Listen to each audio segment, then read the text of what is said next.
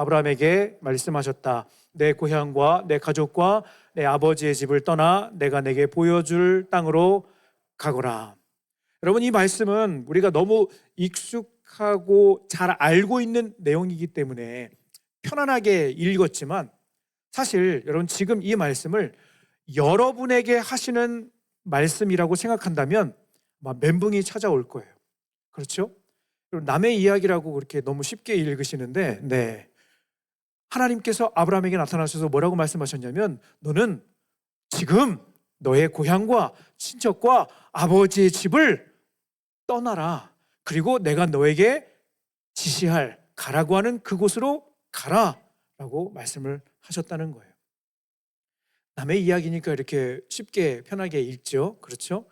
그런데 방금 말씀드린 것처럼 이 말씀을 나에게 하시는 말씀, 지금 우리에게 하시는 말씀이라고 생각한다면 아마 멘붕이 찾아올 거라는 거죠.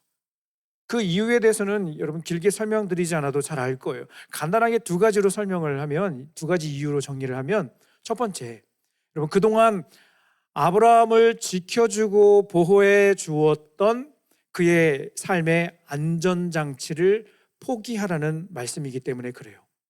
여러분, 당시에 아브라함이 살던 시대, 그 당시에 아버지의 집을 떠난다는 것은 단순히 집을 나가는 그런 수준이 아닙니다.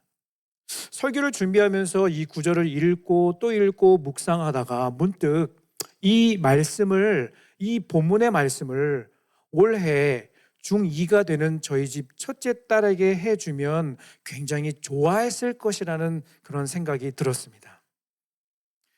지금 웃으시는 분은 잘 듣고 따라오는 분이고, 지금 못 웃으시는 분은 다른 생각하시는 분 아니죠? 네, 그렇죠. 네. 이 말씀을 저희 집에 머물고 있는 올해 중2가 되는 저희 딸에게 만약에 이야기를 했다면 아마 굉장히 좋아했을 것이다. 최근에 물론 제가 허락을 해주기는 했지만 3, 4일씩 집을 나가서 안 들어오는 일이 있었습니다. 너무 심각하게 생각하지 마시고 제가 허락을 해줬어요. 하루는 어느 친구 집에 간다 그러고, 하루는 어느 어디 간다 그러고, 제가 거기 있는지 확인하지는 않아요. 저는 믿어주기 때문에. 그래, 잘 있다가 돌아오면 되겠지. 굉장히 생각보다 자유롭게 키우죠. 우리 집에 살고 싶지 않으세요? 집 나가서 3, 4일 돼도 연락을 안 해요. 저는 연락 안 해요. 돌아올 거거든. 배고프면 돌아올 거거든. 제가 이렇게 이야기를 했습니다. 예진아, 놀고 싶을 때까지 놀다가 와. 그랬더니 집 나가고 다음 날, 집 나갔다는 표현이 좀 그런데 그냥 놀러 가고 그 다음 날 아내에게 연락이 왔습니다. 하루만 더 놀다 가면 안 되냐고. 그리고 그 다음 날, 오늘은 친구랑 공부 계획도 세우고 수학 문제도 풀고 그래서 하루만 더 있다 가면 안 되겠냐고. 솔직한 심정으로 속으로는 차분하게 이를 악물고, 그래, 재미있게 놀다 와라. 그런데 안 들어오라고 말 안 하면 한 14박 15일 이렇게 될 것 같아서 이런 문자를 보냈어요. 그랬더니 바로 1시간 후에 들어오더라고요. 어떤 문자? 아빠가 마라탕이랑 치킨 주문하려고 그러는데, 그랬더니 1시간 뒤에 들어오더라고요. 어려운 문제는 아니구나. 저는 한 가지 진리를 깨달았습니다. 집 나간 중2가 집으로 돌아오게 하는 방법. 너무 심각하게 생각하지는, 불쌍한 표정으로 보지는 마시고요. 집 나갔다는 게 그게 아니라 그냥 편안하게 놀다가 또 들어오면 들어왔구나. 저희 집의 분위기는 그래요. 이렇게 막 쪼우진 않아요. 그래, 네 인생은 하나님이 책임져 주시지. 아빠, 엄마가 해줄 거는 오늘까지다.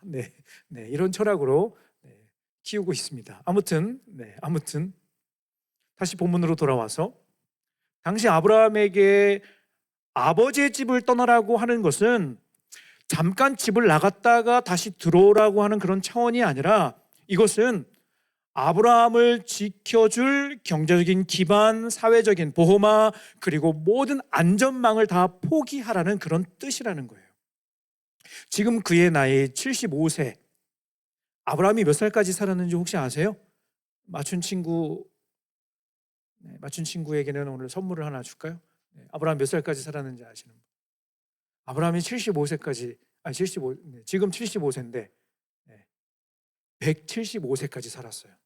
자, 그러고 보면 그렇게 치면 75세라는 나이가 뭐 지금의 75세랑은 차이가 있다는 거죠.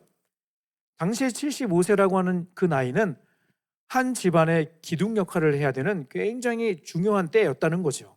그런데 그 중요한 순간에 고향과 친척과 아버지의 집을 떠나라고 하는 하나님의 이 메시지는 모든 것을 내려놓고 포기하라는 말씀으로밖에 들리지 않았을 것이라는 거죠.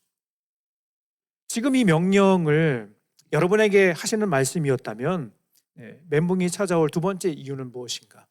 여러분, 이 명령에는 한 가지 중요한 정보가 빠져 있어요. 하나님이 가라고 하셨는데 정보가 빠져 있어. 어떤 정보가 빠져 있어요? 어디로 가라고 하는 정보가 빠져 있어요. 목적지가 없어요. 집을 떠나라고 하시면 from home to where, 이 where가 있어야 되는데 목적지는 없고 그저 내가 지시할 땅으로 가라고만 말씀을 하신 거죠.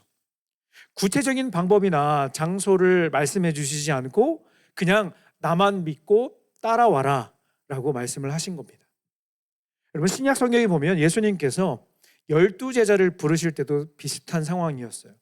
마태복음 4장 19절 말씀 같이 한번 읽어보겠습니다. 자막으로 준비했는데 같이 읽겠습니다. 말씀하시되 나를 따라오라 내가 너희를 사람을 낚는 어부가 되게 하리라 하시니. 여러분, 갈릴리 해변에서 물고기를 잡고 있는 베드로와 안드레를 부르시는 장면입니다. 그들은 평생 그곳에서 갈릴리 해변에서 그물을 던지며 물고기를 잡아오던 그런 사람이었어요. 그들에게 여러분, 그물이라고 하는 것은 아브라함에게 아버지의 집과 같은 것이었죠. 자신을 지탱해 온 생계 수단이자 삶을 버틸 수 있는 가장 익숙한 삶의 터전이 바로 그들의 자리였습니다. 그런데 예수님께서는 구체적인 목적지를 말씀하지 않으시고 그저 베드로와 안드레에게 그리고 나머지 12제자를 부르실 때 Follow me, 나를 따라오라 라고만 말씀을 하십니다. 여러분, 사실 우리 중에 누구라도 이런 상황이라면 선뜻 발걸음을 떼기가 참 힘들 거예요. 그렇죠? 당장 눈앞에 그물을 놓는 순간 내일의 생계가 걱정이 되고 어디로 가는지 모르는 불확실한 이 여정은 누구에게나 두렵고 떨리고 불안한 일이기 때문이에요. 그렇습니다. 머릿속이 복잡해지죠. 우리 엄마가 모르는 사람이 말 걸면 반응하지 말라고 그랬는데 정말 이 길을 가는 게 맞는가? 라고 생각을 했을지 모르겠습니다. 그런데 여러분, 정말 놀라운 사실이 무엇인지 아세요? 여러분, 그것은 바로 아브라함도 그리고 예수님의 제자들도 그 불안해 보이는 미지의 길을 선택했다는 거예요. 그들이 남들보다 용감해서 그런 것일까? 저는 아니라고 생각합니다. 그것은 바로 누가 나를 이끌고 계시는가, 나의 삶의 인도자가 누구인지를 분명히 알았기 때문이라고 저는 믿습니다. 사랑하는 여러분, 우리 인생에서 어디로 가느냐보다 훨씬 더 중요한 것은 누구와 함께 가는가라는 사실 있는 줄로 믿습니다. 어디로 가느냐보다 누구와 함께 가느냐. 내 앞길을 다 알 수 없어도 나를 가장 잘 아시고 가장 좋은 길로 인도하시는 그분과 함께라면 그 여정 자체가 이미 축복이라는 것입니다. 여러분이 발견했을지 모르겠지만 예배실, 오늘 고3 수험생부 예배실 입구 상단에 보면 이런 문구가 적혀져 있습니다. 발견하지 못한 친구들은 나갈 때 한번 보세요. 어떤 문구인가 보여주세요. 네. 오, 저런 게 있었어요? 네, 대부분의 친구들이 이렇게 오잖아, 그렇지? 네, 네. 그러니까 위를 안 쳐다볼 일이 별로 없었던 것 같아요. 그렇죠? 그런데 마치 숨은 그림 찾기처럼 멋진 문장 하나를 고3 점수 예배실에 딱 이렇게 새겨 놓았어요. 멋진 문장 아니에요? 네. 아니니? 네. 같이 한번 읽어볼까? 시작. 함께 걷는 길 언제나 꽃길입니다. 네. 그래서 꽃길을 깔아놓은 거예요. 네. 다 생각이 있는 거야. 어떤 친구가 그 발리 차이는데 자꾸 걸리적거리나 이렇게. 네. 네. 여러분 그거 알아요? 해마다 어떤 친구들이 있냐면 유치부 옆에 유치부 예배실이잖아요. 제가 해마다 발견하는데 유치부 어린이가 가다가 멈추고 그 가짜 꽃인데 조한데 가만히 코를 들이대고 냄새를 맡는 모습을 해마다 발견해요. 진짜로. 진짜 같이 생겼잖아요. 그렇죠? 해마다 진짜 꽃을 바꿔야 되는데 하는데 미안합니다. 그런데 아무튼 의미를 담아서 꽃길을 깔아 놨다는 사실 여러분 기억하면서 예배실 들어올 때마다 그렇구나. 예수님과 함께 걷는 그 길 언제나 꽃길이구나 라는 것을 마음속에 새겼으면 좋겠습니다. 여러분이 올 한 해 걷는 이 수험생의 이 길 가운데 예수님께서 언제나 함께 하신다는 사실을 꼭 기억했으면 좋겠습니다. 아무런 정보 없이 떠나는 발걸음이었지만 하나님께서는 아브라함에게 한 가지 분명한 약속을 주셨어요. 그것은 바로 창세기 12장 2절 3절에 나와 있는데 같이 한번 다시 읽어보겠습니다. 우리 메시지 성경 버전으로 시작. 내가 너를 큰 민족이 되게 하고 내게 복을 주겠다. 너는 복의 근원이 될 것이다. 너를 축복하는 사람에게는 내가 복을 내리고 너를 저주하는 사람에게는 내가 저주를 내리겠다. 세상 모든 민족이 너로 인하여 복을 받을 것이다. 여러분 이 말씀은요 정말 어마어마한 축복이지만 솔직히 그 순간 아브라함에게는 와닿지 않았을 거예요. 왜? 여러분 아브라함에게는 자식이 없었어요. 그냥 몇 명 없었다가 아니라 아예 없었어요. 한 명도 없었어요. 그런데 하나님께서 뭐라고 말씀하셨냐면 너로 큰 민족이 되게 하겠다. 큰 민족이 되게 하겠다. 사랑하는 여러분, 이것이 하나님께서 일하시는 방식인 줄로 믿습니다. 세상은 우리의 현재 상태, 예를 들면 나의 성적, 가정의 상황, 배경, 우리가 가지고 있는 재능 등을 가지고 미래를 계산하지만 하나님은 우리의 상태와 상관없이 하나님의 크기만큼 여러분에게 약속해 주신다는 사실입니다. 별로 와닿지 않지, 그렇지? 왜? 자꾸 내 성적이 생각나거든. 자꾸 내 상황이 떠올려지거든. 목사님 저는 이 정도밖에 안 되는데. 아니라고요. 아니라니까. 하나님이 아브라함을 부르시는 이 장면을 통해서 여러분 너무 익숙한 본문인데 우리가 캐치해야 될 중요한 포인트가 무엇인가 하면 하나님은 그냥 그 정도에 있는 사람을 그 정도만큼 쓰는 게 아니라 그 정도이지만 하나님은 하나님의 크기만큼의 비전을 그 사람에게 심어주시고 그 꿈을 마음속에 새겨주심으로 한 사람을 들어 사용하신다는 사실입니다. 아멘. 그러므로 여러분의 미래를 여러분의 현재 상황으로 계산하지 않았으면 좋겠어요. 하나님은 여러분을 통해 여러분이 상상하는 것보다 훨씬 더 큰 일을 계획하고 계시는 줄로 믿습니다. 우리가 잘 알고 있는 여러분 성경 인물마다 특징이나 이렇게 별명을 붙여주잖아요. 그렇죠? 예를 들면 고3이니까 뭐 이 정도 퀴즈도 아닌 퀴즈는 한 번에 대답을 다 해야 되는데 성경 인물마다 특징이나 별명을 붙여주잖아. 그렇죠? 예를 들면 의심 많은 대답 다 해야 되는데 큰일 다시 유년부로 갈래? 자, 의심 많은 도마. 이 정도 이런 퀴즈도 아닌 퀴즈. 하나님의 마음에 합한 다윗. 이스라엘의 위대한 지도자 모세. 역시 선생님들만 대답을 하시는. 참고로 여러분이 옆에 모시고 계신 매주 만나고 있는 선생님들은요 성경에 있어서는 최고의 무엇이든 물어 물어보시고 네, 저한테도 물어보시고 네네, 다 대답해 주실 거예요. 네. 자, 여러분이 어렸을 때 들었던 아브라함과 관련된 표현은 무엇이 있는가? 바로 네, 뭐라고요? 큰 소리로. 이건 뭐 틀린다고 뭐라 안 할게. 자꾸 너무 주눅 드는 것 같은데. 자, 뭐라고 안 할게. 자, 아브라함에게 붙여진 별명이 뭐죠? 그렇죠. 네네. 믿음의 조상. 네. 믿음의 조상.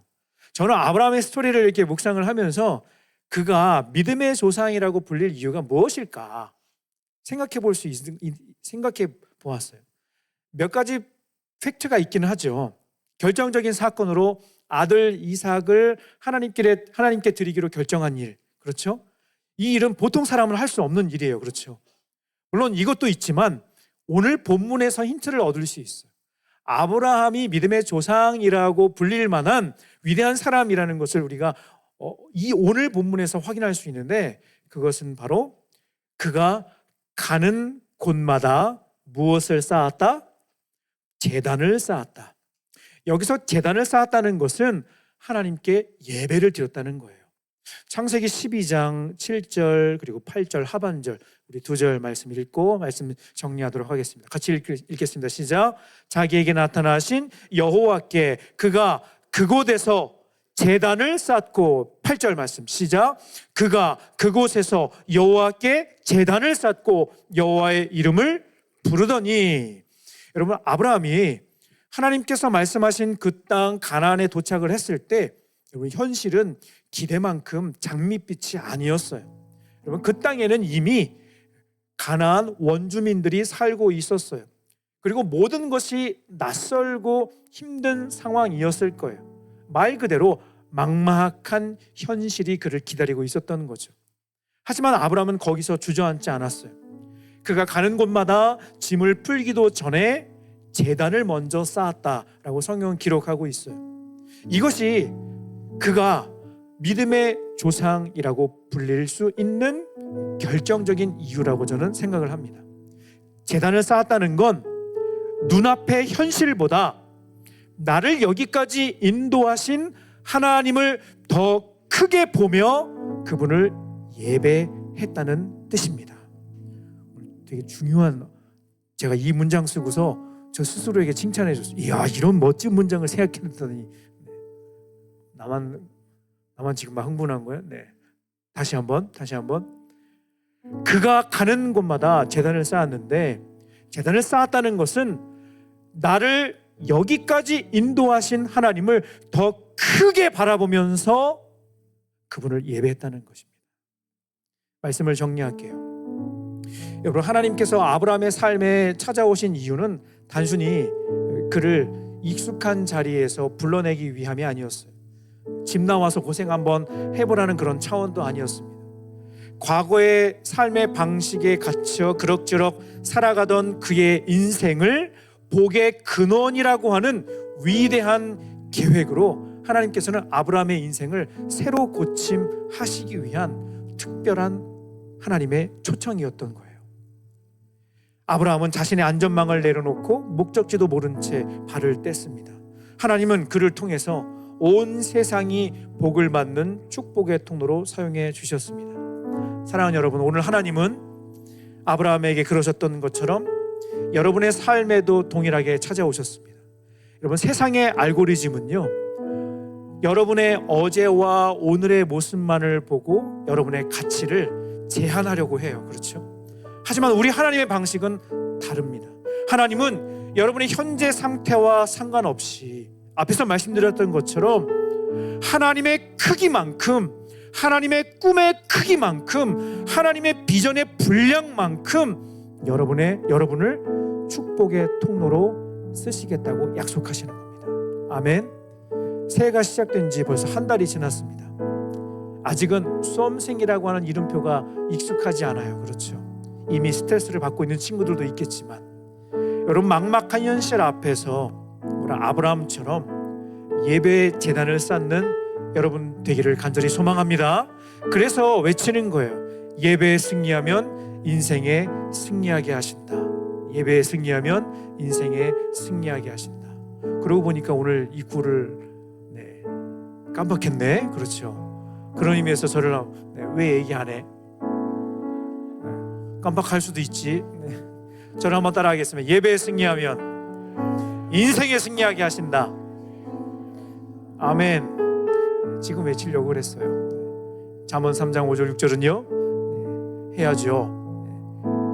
말씀 우리 찬양하기 전에 같이 한번 앉은 자리에서 오늘 말씀을 그렇군요, 그렇군요, 하나님 그렇군요 라고 하는 확신을 가지고 주먹을 불끈쥐고 함께 고백하고 찬양하고 기도하겠습니다. 시작. 너는 마음을 다하여 여호와를 신뢰하고 내 명철을 의지하지 말라. 너는 범사의 그를 인정하라. 그리하면 내 길을 지도하시리라. 아멘, 아멘, 아멘, 아멘. 아무런 자격 없는 우리를 위해, 아무런 소망 없는 우리를 위해 먼저 찾아오셔서 손 내미신 그 크신 사랑 안에서 여러분의 인생이 세상을 살리는 축복의 통로로 귀하게 쓰임받기를 간절히 바랍니다. 아멘. 자리에서 다 같이 일어나 우리 함께 찬양하고